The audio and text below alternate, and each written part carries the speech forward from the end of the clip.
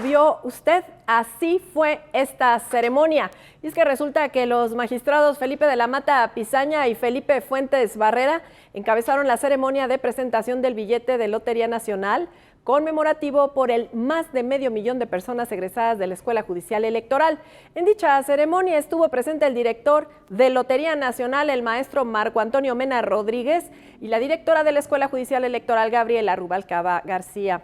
El billete conmemorativo resalta y reconoce la labor de la Escuela Judicial Electoral en 5 años y que ofrece una oferta educativa totalmente gratuita que incluye doctorados, maestrías y un número importante de cursos y diplomados presenciales y en línea. El billete conmemorativo ya está a la venta y se juega el próximo domingo, 23 de junio. Escuela Judicial Electoral, educamos para la democracia y ahora conmemoramos el más de 500,000 de personas egresadas de la Escuela Judicial Electoral. Del 17 al 21 de junio, el Instituto Nacional Electoral lleva a cabo la entrega a la Sala Superior del Tribunal Electoral del Poder Judicial de la Federación de los 300 cómputos distritales de la elección presidencial del pasado 2 de junio.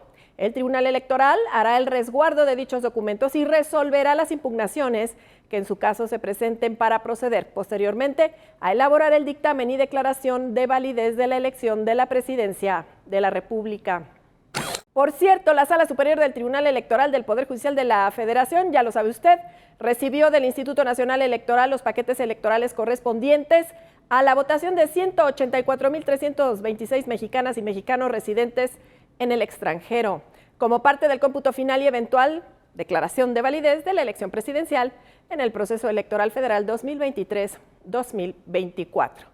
Toda la paquetería electoral se encuentra resguardada en una bóveda especial habilitada en las instalaciones de la Sala Superior, con las medidas de seguridad necesarias para garantizar su debido cuidado, así como de todo el material electoral que será recibido en los próximos días. La bóveda es custodiada, quiero comentarle, las 24 horas por personal de la Secretaría de la Defensa Nacional. El Tribunal Electoral del Poder Judicial de la Federación, a través de la Dirección General de Relaciones Institucionales Nacionales y la Sala Regional Guadalajara, en colaboración con el Tribunal Estatal Electoral de Sonora y el Instituto Estatal Electoral y de Participación Ciudadana de Sonora, pues llevaron a cabo el taller de análisis de sentencias, donde se analizó la resolución referente a los influencers políticos en el Día Mundial de la Libertad de Expresión, celebrado el pasado 7 de junio en la Escuela de Ciencias Sociales y Gobierno del Tecnológico de Monterrey. Campus Sonora Norte detallaron que los influencers políticos inciden en la toma de decisiones electorales de la ciudadanía, por lo que compartieron antecedentes y alcances de una resolución relacionada con la renovación de la gubernatura de Nuevo León. En otras actividades, la Escuela Judicial Electoral, en coordinación con la revista Voz y Voto, llevó a cabo el Observatorio de Sentencias, garantía de la autonomía del Instituto Nacional Electoral. En ese marco estuvieron invitados Leonardo Valdés Zurita, exconsejero presidente del entonces IFE, y Luis Octavio Vado Grajales, jefe de la Unidad de Investigación de la Escuela Judicial Electoral. Se abordó una sentencia del Tribunal Electoral relativa a un acuerdo del propio Instituto Nacional Electoral para las vacantes de consejerías. En sesión pública de resolución, la Sala Superior del Tribunal Electoral resolvió 40 medios de impugnación. Le recordamos que toda la información sobre las sentencias emitidas la semana anterior puede consultarla en redes sociales y plataformas digitales del Tribunal Electoral. El Tribunal Electoral del Poder Judicial de la Federación, a través de la Dirección General de Relaciones Institucionales Nacionales y el Instituto Interamericano del Niño, la Niña y Adolescentes de la Organización de Estados Americanos, comprometidos con la difusión, promoción y protección de los derechos de niñas, niños y adolescentes, convocan a la 7ª edición del Tribunal Electoral Infantil 2024. Ya estamos muy cerca, va a ser en octubre. ¿Qué piensa la niñez, justicia, democracia y la era digital? El concurso, conceptualizado por la magistrada presidenta del Tribunal Electoral, Mónica Soto, invita a niñas y niños de 9 a 12 años a enviar un video de máximo 3 minutos hasta el 27 de septiembre próximo. Las y los participantes podrán desplegar sus ideas sobre Internet, redes sociales, igualdad, justicia, democracia, los derechos de la infancia y su importancia para el ejercicio de la ciudadanía, así como propuestas para garantizar una sociedad inclusiva y democrática. Recuerde, el Tribunal Electoral Infantil en octubre. Para conocer los aportes de la justicia abierta y de la transparencia, así como los beneficios del acceso a la información, la protección de datos personales y los archivos en materia electoral, el Tribunal Electoral, en colaboración con la Universidad Autónoma de Baja California Sur, te invita a participar en el 11º concurso de ensayo. Consulta las bases y la convocatoria antes del 31 de julio en www.te.gov.mx. El Tribunal Electoral te invita a participar en su primer concurso de TikTok. La importancia de la transparencia, acceso a la información y protección de datos personales en el proceso electoral 2023-2024. Consulta las bases y la convocatoria en www.te.gov.mx. Las tendencias en materia electoral también empiezan en TikTok. Los trabajos se recibirán hasta el 31 de julio. La Dirección General de Documentación realizó una sesión más de su círculo de lectura con el objetivo de sostener un diálogo entre las y los lectores que quieran compartir conocimiento e intercambiar opiniones sobre diferentes obras de la literatura mexicana y universal. Esta semana fue el turno de visiones sobre Felipe Carrillo Puerto, de Carlos Macías Richard, para conmemorar el centenario luctuoso del apóstol rojo de los mayas, como era conocido, el prócer yucateco. Hasta aquí la información, vamos a la entrevista.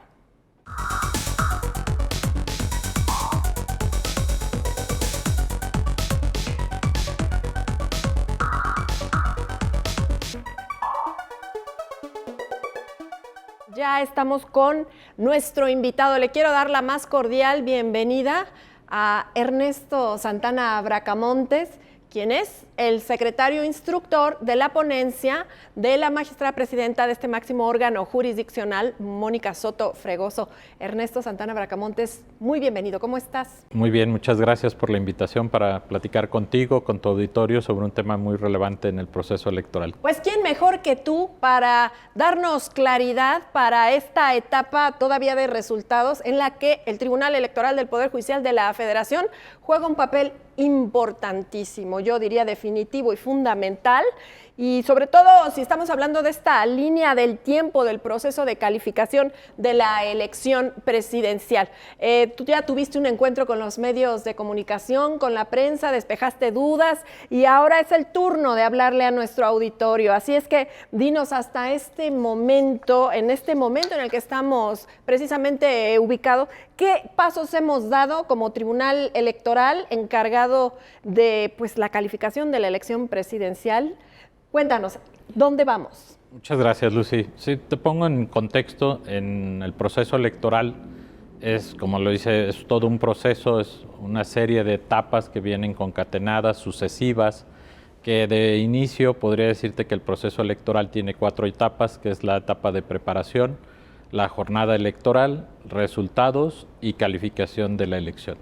En el caso de la preparación de la elección, pues vienen todos los actos desde el momento en que inicia el proceso electoral, que en este caso fue el 7 de septiembre, que consisten en realizar todas las actividades tendientes a preparar la jornada electoral. En la etapa de preparación podemos hablar, por ejemplo, de las precampañas, de las campañas, integración de las mesas directivas de casillas, su ubicación, la insaculación de funcionarios, etcétera, impresión de boletas, llegar hasta la etapa, hasta llegar a tener todo listo para la jornada electoral, que sería nuestra segunda etapa, que es la más pequeña en tiempo, pero creo que la más importante y relevante, porque ahí es cuando la ciudadanía emite su voluntad. Correcto, las urnas hablan ahí. Exacto. Y después de la jornada electoral, ahora nos encontramos en la etapa de resultados de la elección.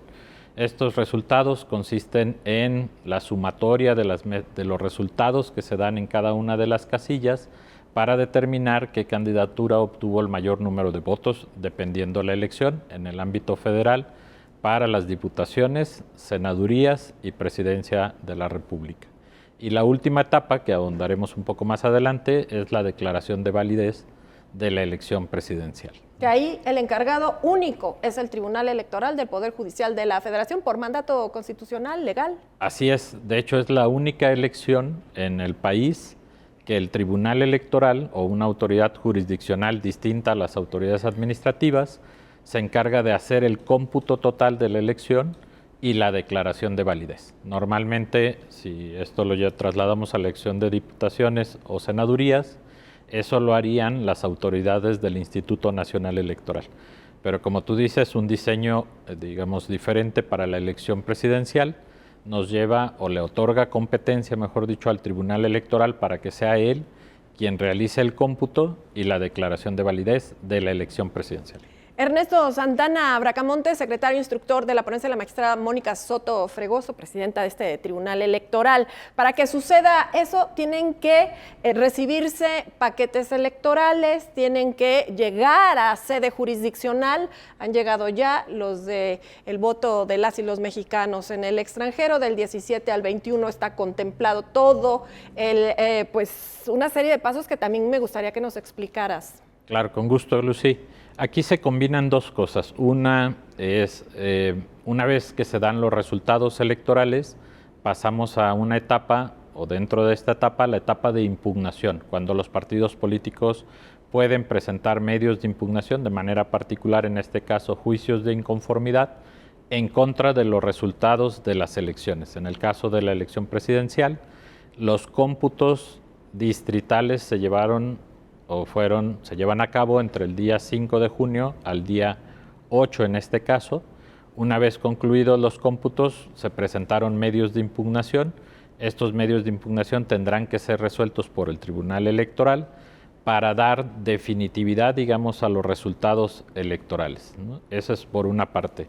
Por otra parte, como tú dices, una vez concluidos los cómputos, si no son impugnados o aún siendo impugnados, el Instituto Nacional Electoral tiene la obligación de integrar un paquete en cada uno de los distritos electorales para remitirlo al tribunal, para que el tribunal esté en posibilidad de hacer la sumatoria de los votos de los 300 distritos, ¿no? Sí o sí tienen que llegar aquí esos paquetes electorales. Exacto. Los paquetes electorales de las elecciones que no son impugnadas, esos resultados adquieren definitividad para efectos de ser luego tomados en cuenta en el cómputo total, o en el caso de que hayan sido impugnados, podría o cabe la posibilidad de que se modifiquen los resultados al ser fundado la nulidad de alguna casilla, que se anule y lleve a la recomposición del cómputo. Y es en ese punto en donde se encuentra el Tribunal Electoral del Poder Judicial de la Federación. Y te preguntaría muy rápido, antes de irnos a la pausa, tenemos un poquito de tiempo, ¿bajo qué criterio y por qué se podría impugnar la elección presidencial? ¿O quién puede impugnarla? Claro, en este caso pueden los partidos políticos. Nada más. Nada más, habría que ver las candidaturas en su caso. Y lo que tendrían que impugnar serían los resultados a nivel distrital o, en su caso, el informe que rinde la Secretaría Ejecutiva del INE al Consejo General con la sumatoria de los resultados de los 300 distritos, que ese acto da lugar a la impugnación para solicitar, en su caso, la nulidad de la elección. Entonces, pueden ser dos cosas: nulidades de casillas, de votación recibida en las casillas, a través de juicios de inconformidad que se presentan en contra de los cómputos distritales, y la nulidad de elección a través de un juicio de inconformidad que se presenta con motivo del informe que presenta la Secretaría Ejecutiva del INE. Bueno, pues nunca mejor explicado. Ya sabemos en qué etapa del proceso electoral estamos, justo en esta semana que estamos transitando y en donde este programa se va a transmitir en plataformas digitales y también, desde luego, a través del canal del Poder Judicial de la Federación. Pero vamos a ir una pausa porque acabas de mencionar un tipo de juicio que existe en el Tribunal Electoral del Poder Judicial de la Federación, que se promueve el juicio de inconformidad. Vamos a hablar de esos detalles más precisos sobre la posible elección presidencial y de las características de este juicio de inconformidad. Ernesto, ¿te parece? Vamos a una pausa y regresamos.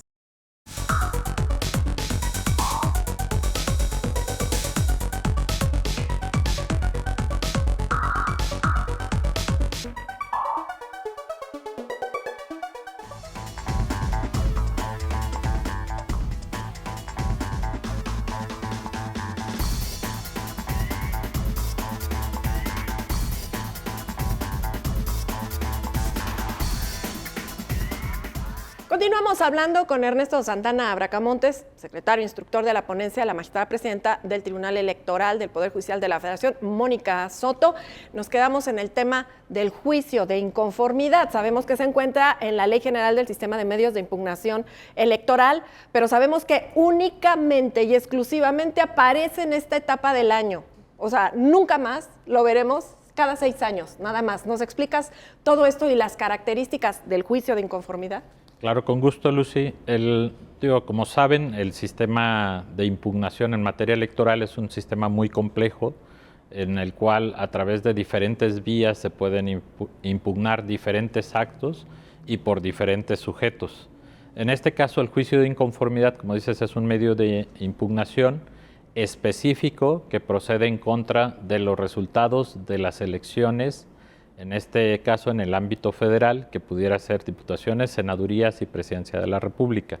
En el caso de la presidencia de la República, lo decías, lo precisabas, este medio de impugnación lo conocemos prácticamente cada 6 años, y en el caso de las diputaciones y senadurías, en el caso de diputaciones, cada 3 años, en caso de que se inconformen en contra de los resultados. Aquí cabe precisar que el juicio de inconformidad tiene que ser presentado por alguna de las partes. No puede ser una investigación o un medio de impugnación que el tribunal inicie de oficio. Siempre será a petición de parte. Bueno, nos explicas la procedencia del juicio de inconformidad. Se resuelve en sesión pública, eso sí, normal, como conocemos, las sesiones públicas habituales del Tribunal Electoral. ¿Y qué pasa? ¿Qué escenarios podría haber? En el caso depende de la pretensión que se presente dentro del juicio. Podría ser el juicio, como les decía, específicamente procede en contra de los resultados de una elección, que podría ser confirmar el resultado, modificarlo o en su caso revocar o decretar la nulidad de una elección.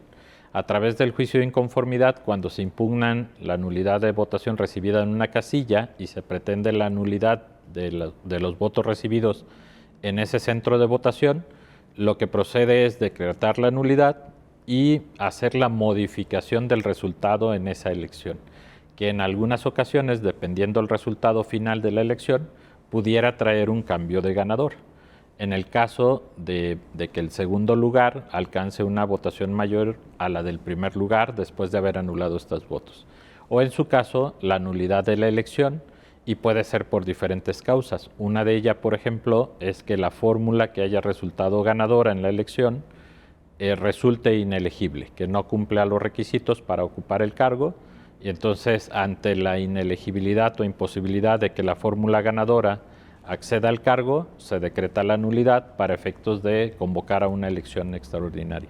Bueno, pues ya tenemos claro entonces que cuando veamos que la Sala Superior del Tribunal Electoral del Poder Judicial de la Federación cita a sesión pública y están incluidos en el cuadro de secretarios o en alguno de los documentos de la Sala Superior que son públicos, están incluidos los juicios de inconformidad, entonces están resolviendo ya los asuntos de la elección presidencial, no antes.